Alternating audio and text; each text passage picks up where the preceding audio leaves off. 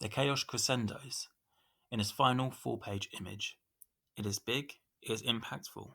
He even removes the borders to show how much it cannot be controlled or contained. In a somewhat ironic fashion, he even sticks a comic book code sticker over the front of an overly graphic image, which leads smoothly onto another form of control. In 1954, after the release of Seduction of the Innocent by Dr. Frederick Wertham, the comic code was created in order to create limitations on what can and what cannot be published in a comic book.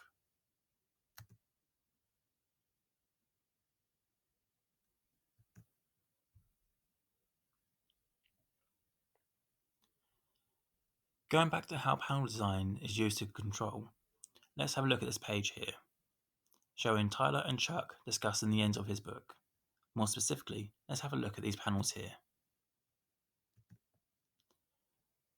These panels capture the action of Tyler unzipping his hoodie to reveal a gun. As you can see, the reader's eyes are controlled by Cameron to reading down the page in the same direction as Tyler's zipper. Furthermore, as you can see from the badge here, this creates a larger meta panel which emphasizes the slow speed Tyler is moving. A single action needs to be captured by two panels.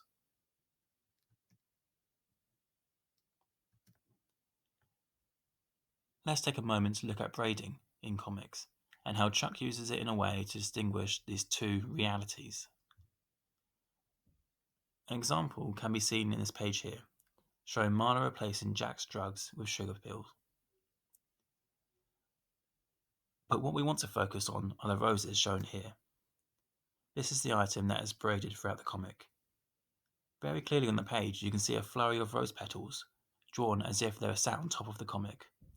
This shows to the audience that there is a difference between the story world and Chuck's reality within the story. This example of braiding is shown later in the comic as well. Here we see the roses, and as predicted, we see the petals scattered over the page. I interpret this as a merge between the two levels of reality. It shows Chuck's slight loss of control over the world that he's creating. This page here shows the audience the two worlds next to each other, the contrast between Chuck's chaotic story world and the calm reality that he lives in.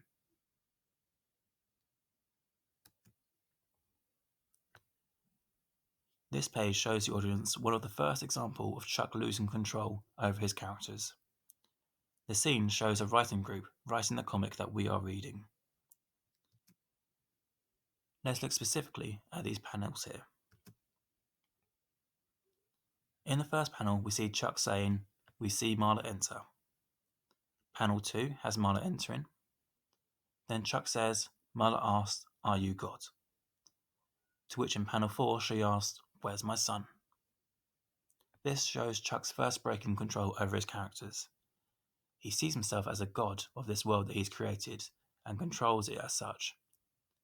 This links with a Neoplatonic view of God. When a person starts to personify God, he creates a comparative relationship between them. People start to wonder their role in God's narrative. The phone number Chuck gives Marla becomes very important later.